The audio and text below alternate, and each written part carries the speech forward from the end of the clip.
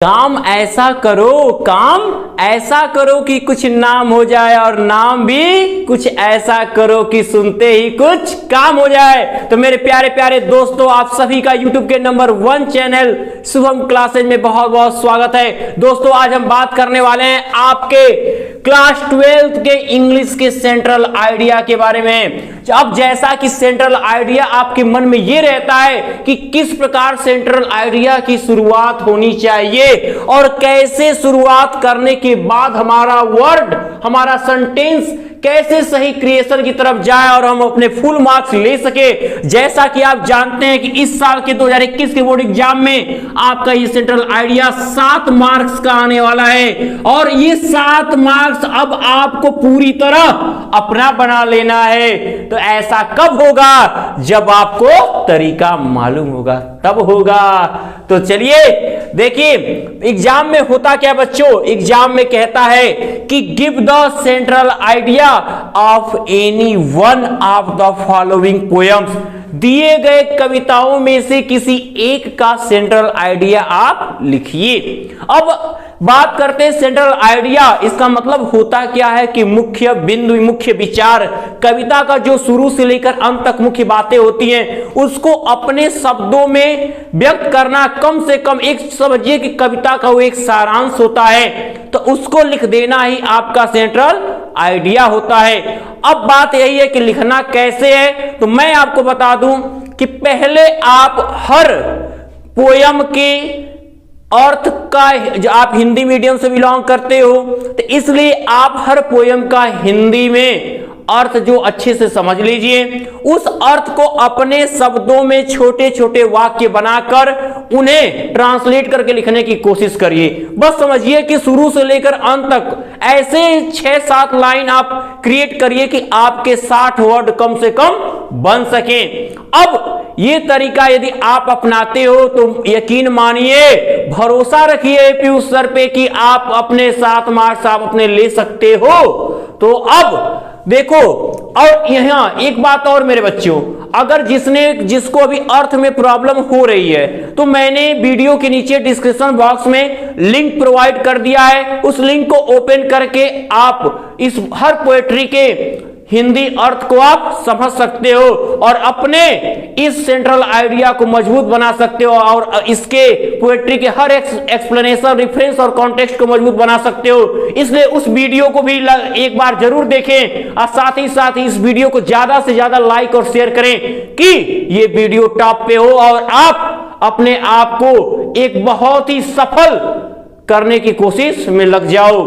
तो चलिए, ये 3 पोयम आपके सामने है, character of a happy life, the true beauty और ऑन हिज ब्लाइंडनेस। मान लीजिए कि बोर्ड एग्जाम में आपका दिया हुआ है क्या कि character of a happy life, the true beauty और on his blindness. On his blindness, इसका क्या करिए, आप इनमें से एक का सेंट्रल आइडिया लिखिए। ठीक, तो बच्चों आपको मैंने बोला कम से कम 60 वर्ड करने। सबसे पहले तो आप ये जान लो कि 10 वर्ड आप कैसे तैयार कर लोगे। एक तरीका 10 वर्ड पहले 10 वर्ड को कंप्लीट करने का क्या करोगे, सबसे पहले मैंने जब रेफरेंस कॉन्टेक्स्ट लास्ट वीडियो में बता रहा था तो मैंने बोला था कि हर पोयम का नाम और आपको उसके पोएट का नाम याद होना चाहिए।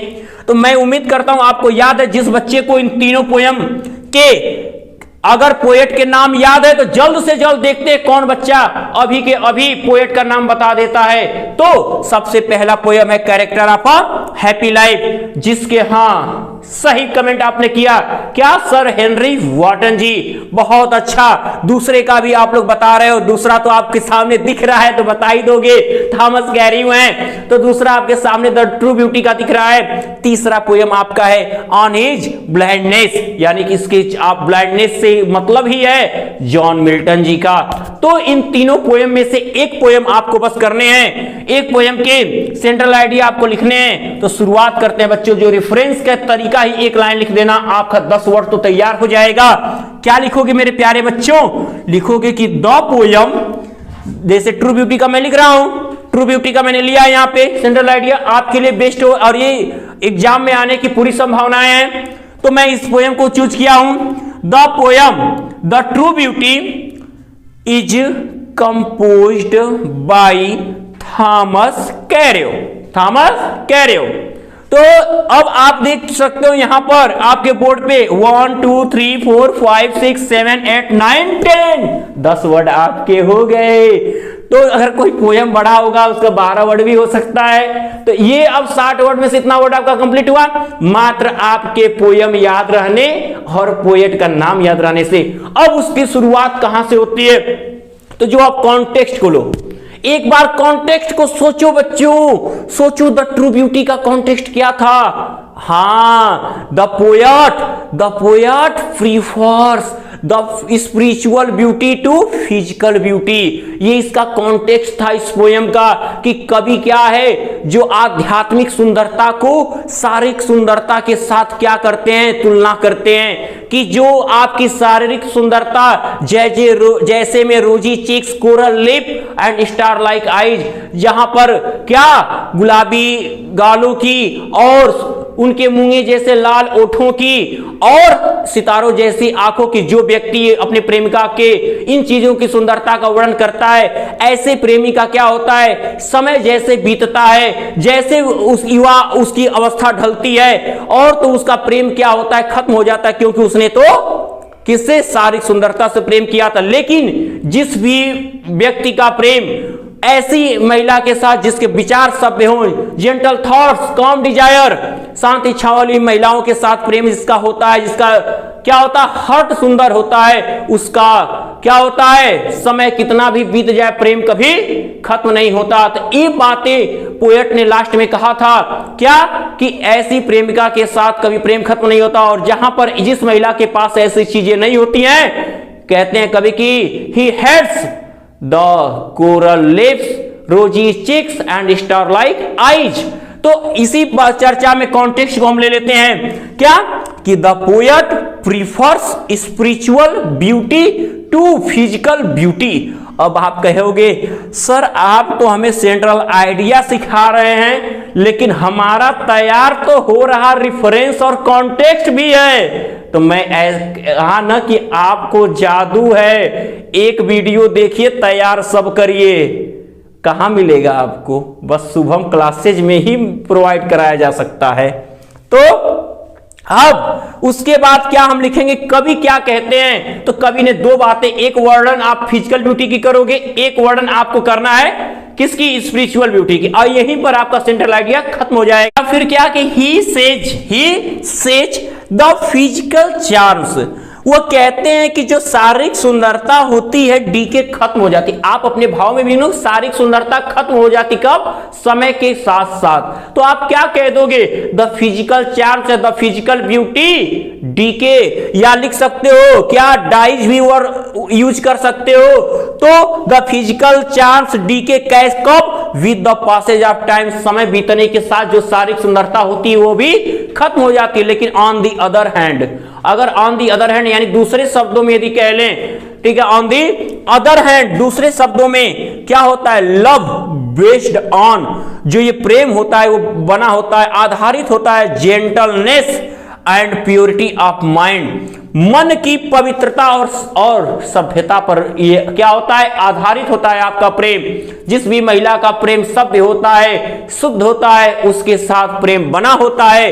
And soul is everlasting, और उसकी आत्मा के साथ वो प्रेम हमेशा जुड़ा रहता है, कभी खत्म नहीं होता है। अब क्या होता है, इट गोज ऑन इंस्पायरिंग, वो लगातार प्रेरित करता है द लवर, प्रेमी के, विथ ग्रेटर ईगरनेस, एक बहुत बड़ी उत्सुकता को, एंड पावर, और उसकी शक्ति को।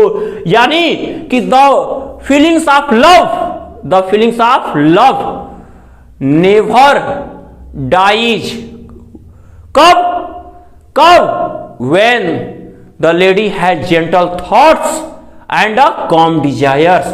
At last the poet says that he hates the woman who has not this type of wishes.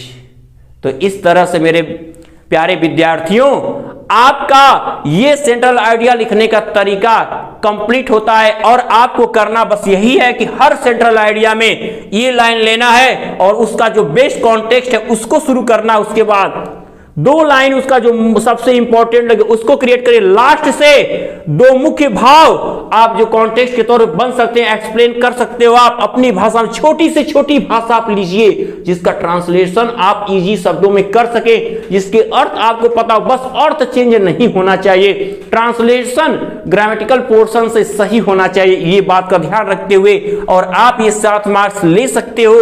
तो मेरे और यदि आप पूरे पोयम के इसी तरह के सेंट्रल आइडिया पाना चाहते हो और बेस्ट और इजी शब्दों में, तो आप कमेंट बॉक्स में कमेंट करिएगा। लेकिन कब? जब आप हर एक वीडियो पे 1000 लाइक्स से ऊपर कर दीजिएगा। और अभी भी कह रहा है जिसने इसके अर्थ को नहीं देखा, डिस्क्रिप्शन बॉक्स में लिंक दिया गया है, लिंक ओपन करके एक बार जरूर से वीडियो को देख लें, तब आपके समझ में पूरा आ जाएगा सेंट्रल आइडिया भी। तो मेरे प्यारे दोस्तों, अब मैं उम्मीद करता हूं कि आज की वीडियो आपको बहुत पसंद आई है, और यदि पसंद आई है तो ज्यादा से ज्यादा लाइक और शेयर भी आप करोगे, मुझे विश्वास है।